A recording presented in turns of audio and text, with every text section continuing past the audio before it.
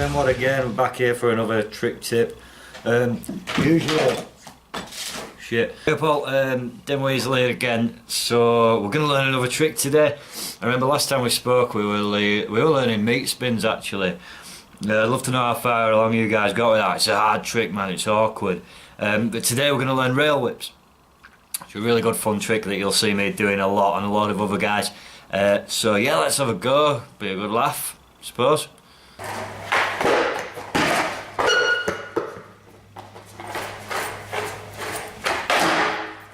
So first things first, I'm actually really glad you guys aren't in my house at the moment. My fridge freezer is broken, and like the whole house stinks of shit and rotten food. It's disgusting, man. Enough of that. Let's talk about rail whips. What a rail whip is. So rail whips, we're gonna have our board in rail when we're stood on the side, or primo if you've been watching way too much Tony Hawk and like need to take your son outside and give your head a shake.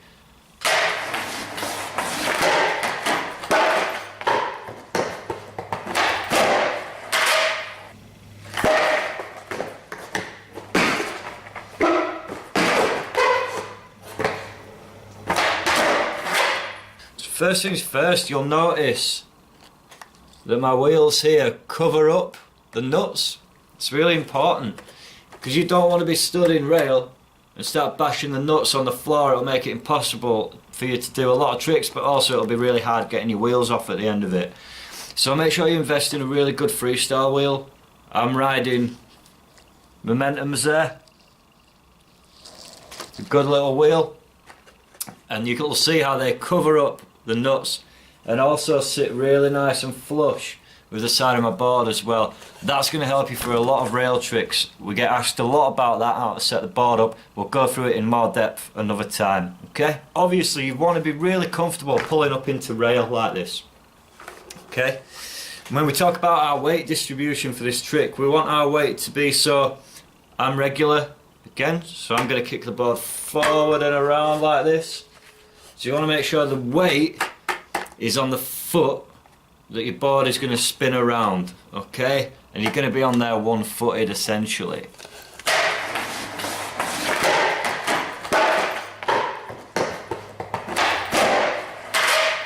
Cool, so if that's made sense, then you're doing good, stick with it. One thing that confuses people here is foot positioning and kind of where we need to get that foot. I have brought a demo shoe for you to have a look at. So if you imagine when we pull up into rail and we're getting ready to kick the board around this foot, what happens a lot of the times is you kick, your foot stops it and it'll stop the board dead, okay?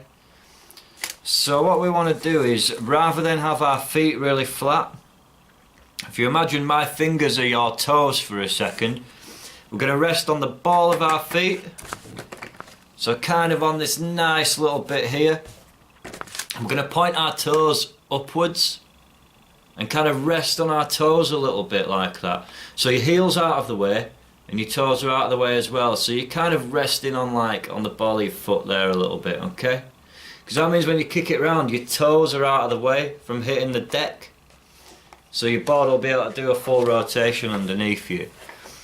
So remember, using like the bridge of your foot, so the balls of your feet there, point your toes up nice and high, almost arch your foot over like this and lift the heel, so you're almost on your tiptoe there, but just not on your toes. And that's going to mean that you kind of cleared all that area where your board's going to spin to stop your feet hitting it and stopping the board spinning as well. If that makes sense, you're doing good. You don't have to pull up and rail whip straight away. Just get used to getting up into rail, taking the front foot off and then kicking the board around that other foot.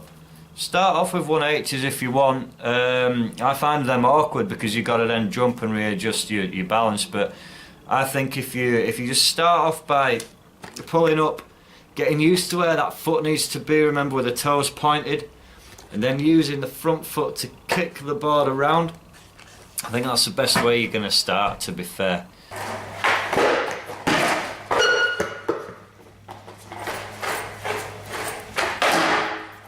Let's try and break this down into a few separate sections for you, okay? So first of all, you're up in rail. Secondly, you're going to switch your weight onto your back foot, whichever your back foot is, whether you're goofy or regular, it don't matter, it's going to be your back foot either way. You're going to point your toes, lift your toes up, and lift your heel a bit as well.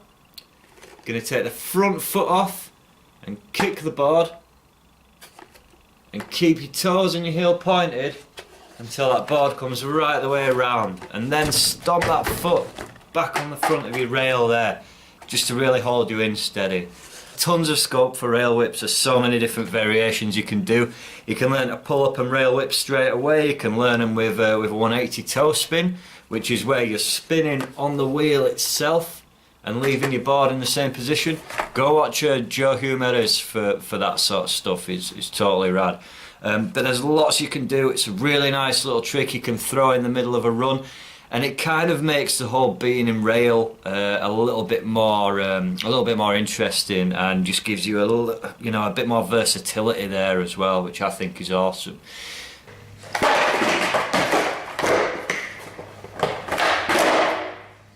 Go out there and have a go. Remember, point your toes, give it a good kick, let it whip round.